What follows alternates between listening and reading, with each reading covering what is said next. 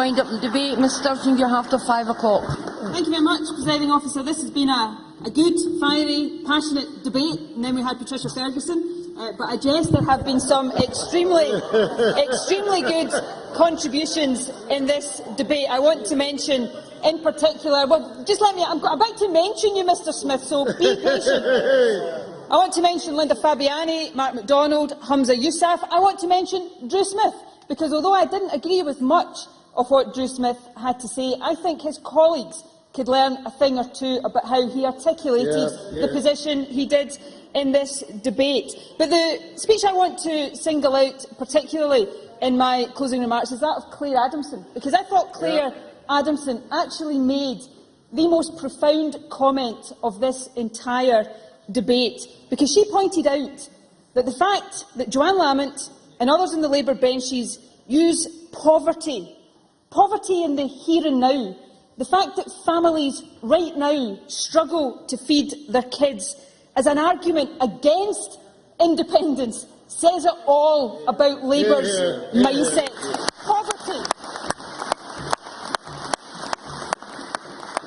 Poverty in energy-rich Scotland is the evidence that the status quo is not working. It's an argument for independence, not against it. Now, Presiding Officer, as everybody who knows me knows only too well, I am a consensus politician at heart, and therefore I was anxious to find something in each of the leaders' speeches that I could agree with.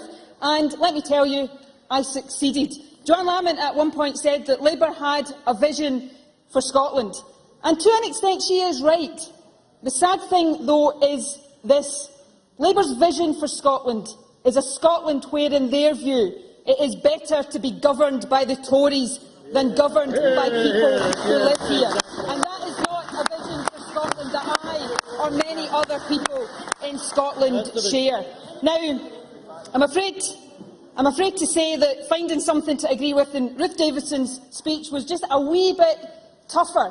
But thankfully, I was helped out by a strategically placed Freudian slip on the part of Ruth Davidson. When Ruth Davidson said that an argument for staying within the Union was that we get to share the rewards, it sounded for all the world like share their wars.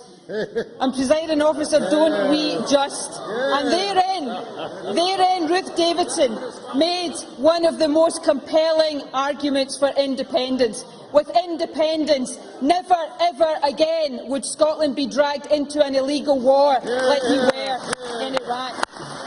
But I have to say, Presiding Officer, Ruth Davidson's contribution was nothing to the outrageous contribution of Lewis MacDonald. He seemed to spend half his speech still arguing that Scotland has no right to a referendum at all, before he got to the end of his speech with a suggestion, what appeared as a suggestion, that Labour might not accept the result of the referendum at all. That's a dangerous road to go down, and I hope wiser heads, even Lewis MacDonald, might retract it. I'm very grateful to the Deputy First Minister for taking an intervention. Does she not accept that the very point I was making was that everyone does recognise that there is a mandate to hold a referendum, but the critical thing is that it is done on an agreed and understood legal basis in order that the result will be accepted, whatever the outcome? Cabinet Secretary. No doubt that that's how the referendum will be conducted, but let me move on.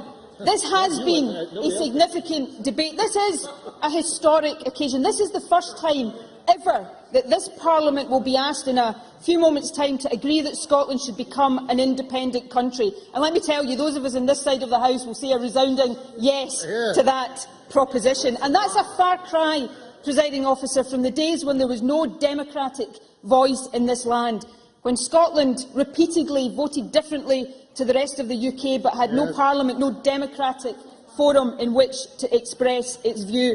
And one of the most striking things about some of the contributions in the debate today is how similar, how depressingly similar, the arguments for those who oppose independence now are those used 15 years ago by those who opposed devolution. The only difference today is the arguments of Lord Michael Forsyth come out of the mouth of Joanne Lamont. That's the only difference today. The referendum, Presiding Officer, this referendum referendum will put the decision firmly where it belongs, in the hands of the Scottish people. It will open the door to a genuine debate about our country's future. And I believe that that debate, regardless of the view of any individual in it, should be one that is embraced and relished. It is an opportunity to address some of the big questions about the kind of country we want to be. I hope that debate is thoroughly positive, although we've seen very little evidence again today that those who oppose independence have anything positive to say. Patricia Ferguson mentioned the National Health Service. We are already independent when it comes to running the National Health Service, and it is only that independence that is protecting our National Health Service from the privatisation south of the border. An argument for independence, not against, because that is the essence of our case. It is better that decisions about Scotland are taken here in Scotland by people who live here, because we care most, we have the biggest stake in those decisions. Now, that is a grand principle. It's one that I will be proud to campaign for, one that unites the SNP, the Greens, those of no affiliation. And it is one, presiding officer, that I believe will not just take on but defeat the Tory-Labour coalition that talks Scotland down and holds Scotland back. But that grand principle translates into practical and tangible benefits. Let's look at just 3 examples of how independence would make a difference, a real difference to the people of Scotland. Firstly, it would give us the opportunity to fashion an alternative to the growth-defeating cuts of the Tory-Liberal coalition, with our hands on the levers of fiscal economic policy, not to mention control of our own vast natural resources. We could do things differently. With tax and borrowing powers, we could boost growth and create jobs. Yes, I'll give way briefly. Briefly, Mr Brown. Economic policy. Was everything that Nicola Sturgeon said about the Bank of England on Sunday night true? Nicola Sturgeon. Yes. Moving swiftly on. Let's talk about welfare that the First Minister touched on earlier. Wouldn't it be better if, instead of opposing and condemning, this Parliament could stand up and protect the most vulnerable in our society with a welfare system that suits our values and suits our needs? And lastly, presiding officer, let me turn to nuclear weapons. Joanne Lammott's deputy said on Sunday night, Patricia Ferguson has repeated it today, that Labour oppose nuclear weapons. Now, they kept that pretty quiet during the long years in government when they were planning the replacement of the Trident nuclear missile system, but I'm happy to accept the conversion.